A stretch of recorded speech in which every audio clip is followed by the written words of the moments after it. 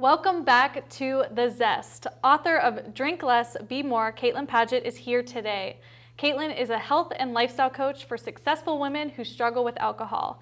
And today we're going to talk all about her new book, and later she's going to share some quick and easy mocktails to serve at parties and barbecues. Welcome, Caitlin. Thanks so much for having me. Yeah, I'm so excited. So you know that as a sober lady myself, I'm very excited about this topic. So tell me a little bit how you got started in this journey. Well, it's a bit of a long story, but the condensed version is really that I reached the end of my 20s and my early 30s, and I was really struggling with alcohol. And as a very accomplished, motivated woman, it was annoying for me that it was this thing that I couldn't get a handle on.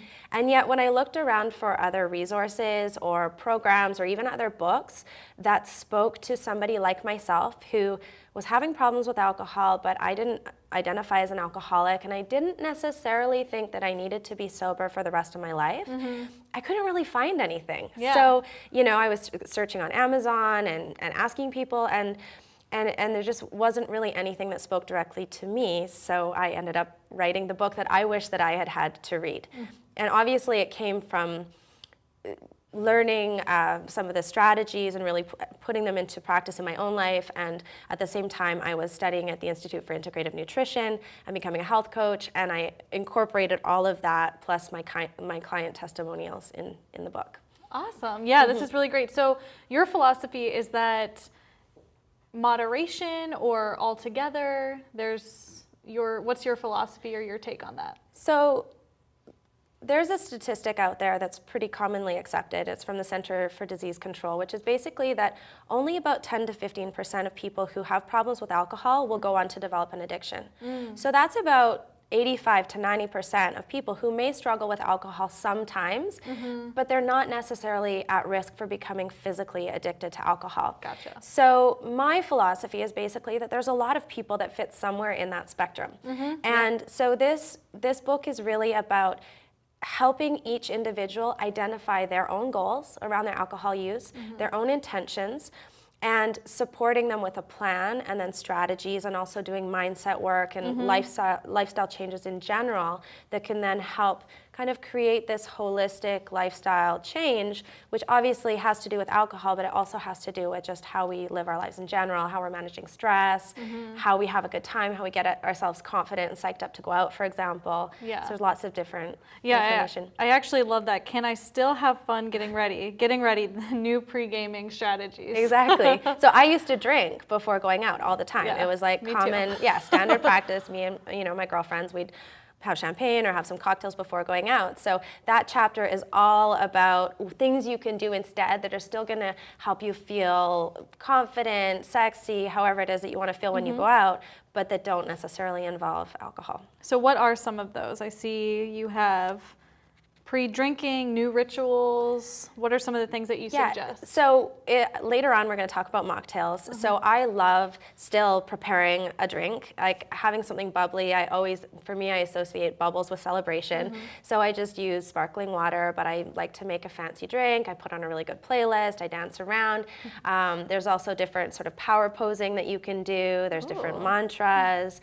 And there's lots of fun tips in that chapter. No, it looks like, I know, it caught my attention right away. So what are some of or maybe what was the point or one of the biggest tips that you had that really worked for you? Like the first thing that you said, okay, I can do this. Well, one of the things that and it's actually one of my first chapters in the book, and something that I feel often gets missed is that we talk about not wanting to get drunk, or I don't want to drink as much, or I don't want to feel like crap the next day. So we focus on what we don't want, and we don't really ever get clear on what we do want. So one of the first things and that was a big shift that happened for me, was instead of focusing on what I didn't want, I started really concentrating on what I did want. That's a good way to think of it. So more energy in the morning. Want to feel great. I want to feel great. I don't want to black out anymore. I always want to be very present and conscious. I never want to do something that I wouldn't do if I was sober. I just want to get really clear on what I want and what I don't want in any given situation, trusting my intuition. And so those then form my intentions. And and anybody's intentions as it's mapped out in chapter 1. So it's really about getting clear on the why behind making these changes, and then creating a very clear vision of what that looks like. So what it would mean at the end of the night if you follow through on your intentions.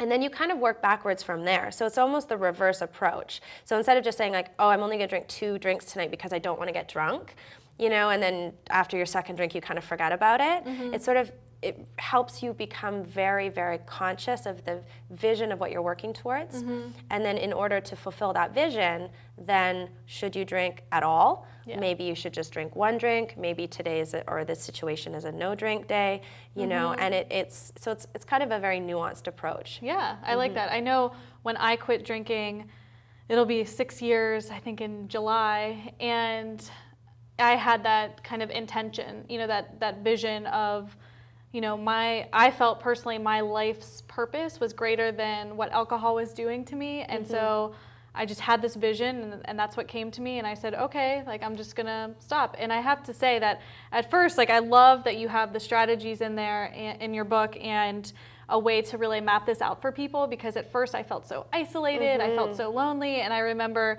thinking, I'm not fun anymore. And people would even say that, you're not fun anymore. And it took a while for me to build up the confidence. It was a confidence issue within myself. The reason people thought I was fun is because I was putting on a show or pretending, or, you know, that gave me that. And I had to start to feel confident within myself. And so the next time I would go out, I wouldn't be afraid to dance sober or whatever it happens to be, because I now had the confidence from within. Do you find that a lot? Totally. I love that you mentioned that, and thank you for sharing that part of your story, because that's exactly why the title is How to Have a Great Night and Life Without Getting Wasted. And I'm the same way. You know, I'm a party girl. I love to be extroverted. I love to be out.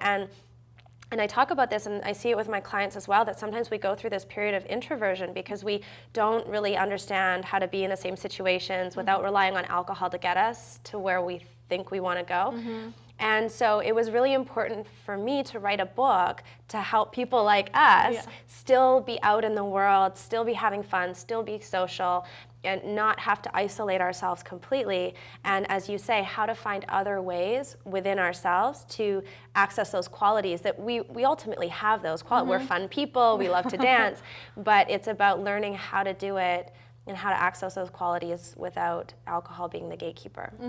And I think this is an interesting statistic that I learned from you, but what's the percentage of people that actually don't drink? It's around 30%. Which I feel higher like that's a high number, Yeah. you know, if you think about it. And I think one thing, when you're heavy into drinking and going out, you just think that's what everyone does, but those numbers, not everyone does. Not everyone and so I does. think that's also comforting, because there are people that don't drink, and that you can still have a good time and have fun, and it's all good. Yeah. Great. Well, thank you for this, and I'm excited. We're going to take a quick break, but we'll be back with Caitlin, and she's going to share some of her delicious mocktails, so get ready for that. You won't want to miss it. Stay tuned.